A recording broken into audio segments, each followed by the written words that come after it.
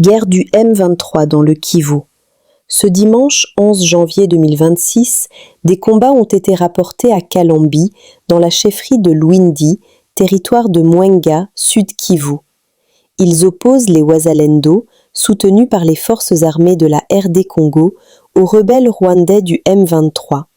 D'après des témoins locaux, des coups d'armes lourdes et de mitrailleuses ont résonné depuis hier dans plusieurs secteurs des villages de Chafunda et Kalambi, dans le groupement d'Irangi. Bonjour monsieur le journaliste. Je suis Étienne Nguereke, le porte-parole du mouvement politico-militaire Parti des artisans de la paix au Congo, PAPCO en sigle, dirigé par le général-major Nikiriva Daniel. J'aimerais seulement vous signaler par rapport à l'affrontement d'aujourd'hui, le dimanche le 11 janvier 2026, dans les territoires de Mwenga, chefferie de Lwindi, groupement de Mukangala, et dans la localité de Chafunda Kashaka, où l'affrontement avait eu lieu depuis 7h à 6h, car nos éléments étaient dans les patrouilles de reconnaissance. Et c'est dans ce cas là-bas que nos éléments s'est affrontés avec ceux des terroristes de M23. Et l'affrontement s'est déroulé comme bilan, c'était 19 morts côté de l'ennemi et 9 blessés. À notre côté, le bilan était 0. Nous étions les immaculés, sans mort, sans perte à vie humaine et sans blessés. Et nous sommes vraiment déterminés à continuer le combat pour voir comment on peut déloger l'ennemi dans le groupement de Mukangala Kashaka et dans les chefferies de Lwindi, car leur bastion maintenant, ça se trouve dans la chefferie de Lwindi à Kasika. Et c'est pour cette raison que nous sommes déterminés, messieurs les journalistes, de combattre pour récupérer nos terres de nos aïeux, pour récupérer nos entités et protéger la population et leurs biens, et pour que la paix règne. C'est ça notre objectif, messieurs les journalistes. Nous sommes en ligne de front. Ce dimanche 11 janvier 2026. Pour les comptes des cellules de communication de PAPCO, je suis Étienne Nguereke, le porte-parole. Merci. RDC. Dans la province du Haut-Lomami, une unité des forces armées de la RDC, FARDC, affirme avoir été la cible d'une attaque attribuée au groupe armé Mai Mai Zulu. Selon l'armée, les affrontements ont fait 4 morts et 3 blessés parmi les assaillants, tandis qu'un soldat des FARDC a été blessé.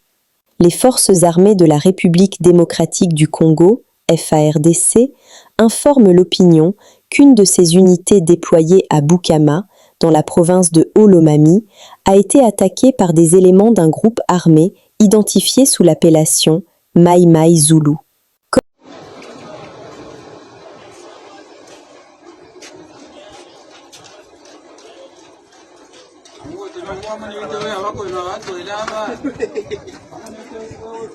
Corneille Nangaa, coordonnateur de l'AFC M23, a écrit au président angolais João Lourenço, également président en exercice de l'Union africaine, pour demander des clarifications sur le rôle de la médiation qatari dans une éventuelle rencontre à Luanda, étant donné l'implication centrale et déterminante du processus de Doha et l'importance de préciser si ce processus sera associé à cette rencontre, à quel titre et dans quel rôle, afin d'éviter que ces acquis ne soient remis en cause.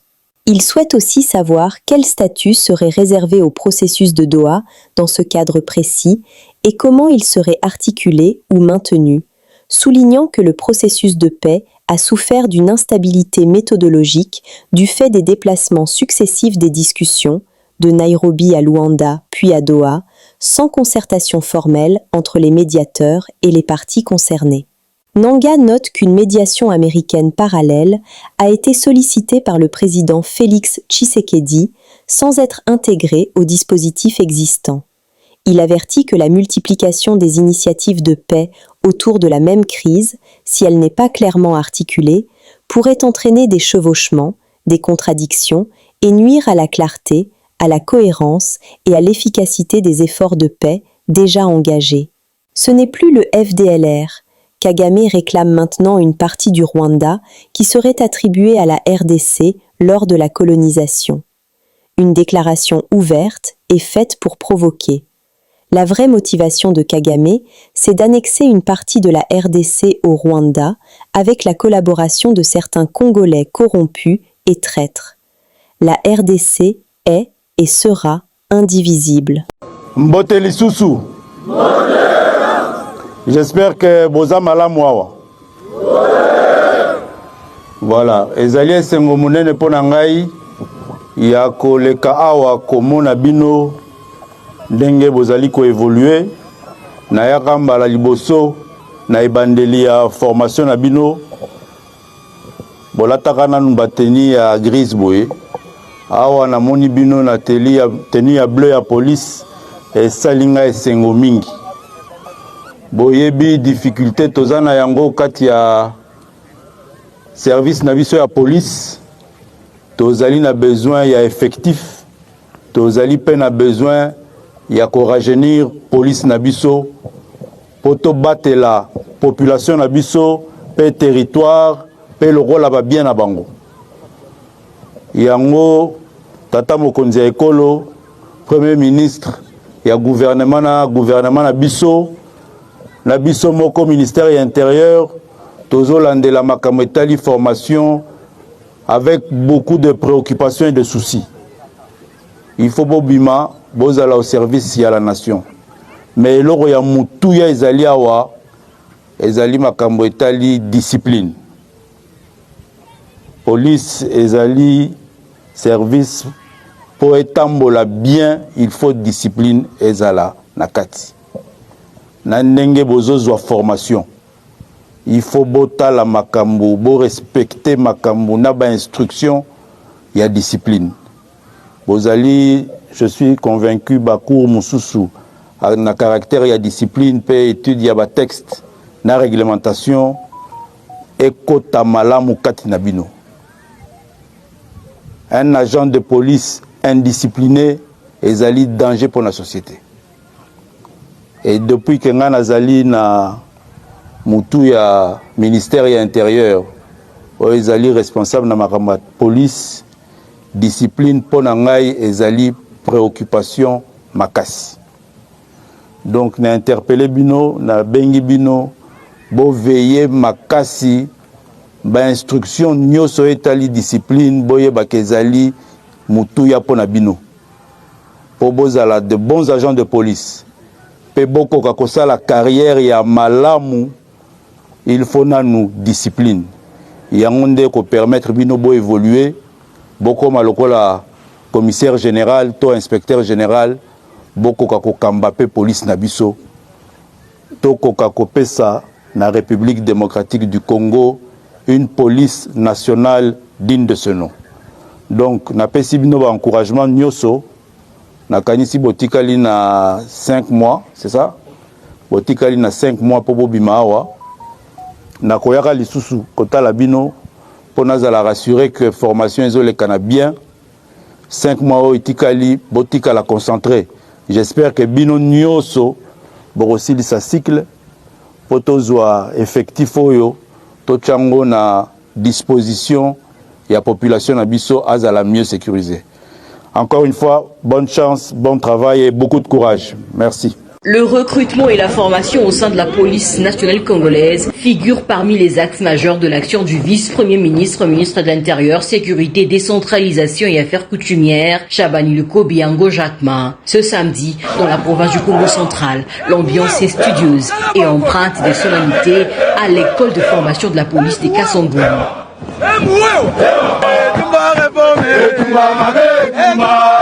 C'est ici que le vice-premier ministre a choisi de venir encourager la relève policière en rencontrant 720 nouveaux apprenants engagés dans un processus de formation exigeant. Sur place, le patron de la sécurité intérieure a animé une causerie morale, un moment d'échange direct avec ses futurs policiers axés sur la discipline, la rigueur et le sens du devoir, valeurs fondamentales pour bâtir une police républicaine au service de la population. Mboteli Soussou.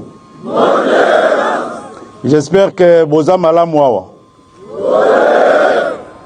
Voilà, ezali esengo munene pona ngai ya koleka awa komona bino ndenge bozali ko évoluer na yaka mbala liboso na ebandeli ya formation na bino bolataka nanu bateni ya grise boye awa na moni bino na tenue ya bleu ya police esalinga esengo mingi loko ya mutu ya ezali awa ezali makambo etali discipline.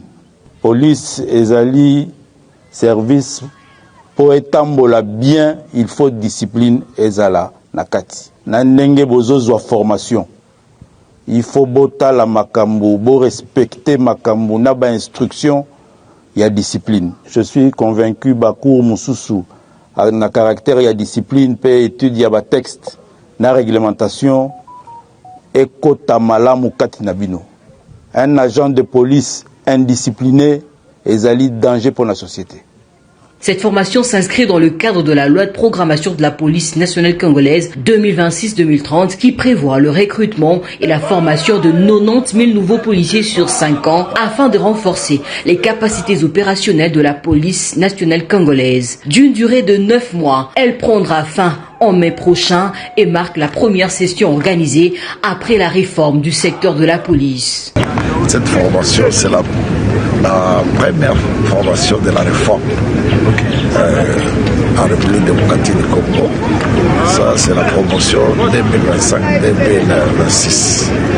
Donc, nous, ici, nous matérialisons la vision du chef de l'État, Antoine Félix Tshilombo, qui veut que cette police soit réformée, moderne, selon les normes internationales. Moment fort de cette visite, les apprenants ont exécuté un défilé et entonné des chants patriotiques à la gloire de la République et de la patrie, illustrant leur engagement et leur attachement aux valeurs républicaines. À l'issue de la formation, ces futurs policiers seront déployés dans différents services afin de mettre en pratique les connaissances acquises avant la cérémonie officielle de prise d'armes, étape solennelle qui consacrera leur entrée effective dans la carrière policière. En s'adressant à eux, le vice-premier ministre Chabani les a exhortés à faire preuve de discipline, de responsabilité et de professionnalisme, aussi bien durant la formation que dans l'exercice futur de leurs fonctions, rappelant que la police reste avant tout un service public au cœur de la protection des citoyens et de leurs biens.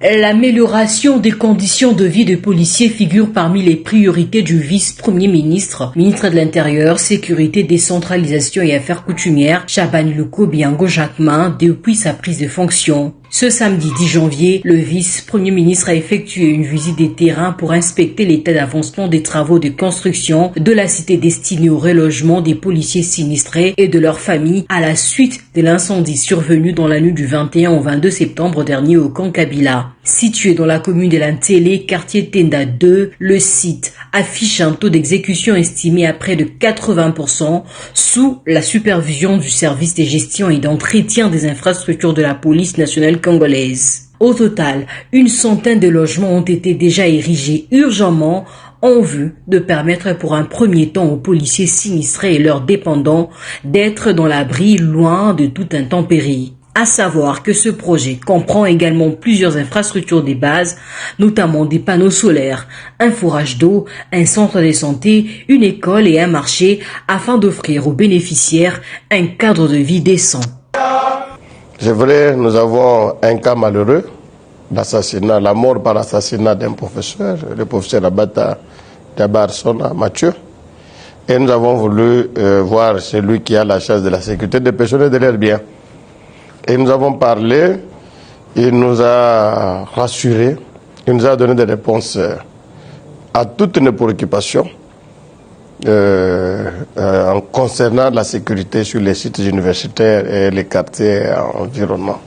Ce qu'il faut annoncer ici, c'est aussi le fait qu'il a tenu à se complaire de la manière la plus chrétienne et aussi académique les collègues disparus.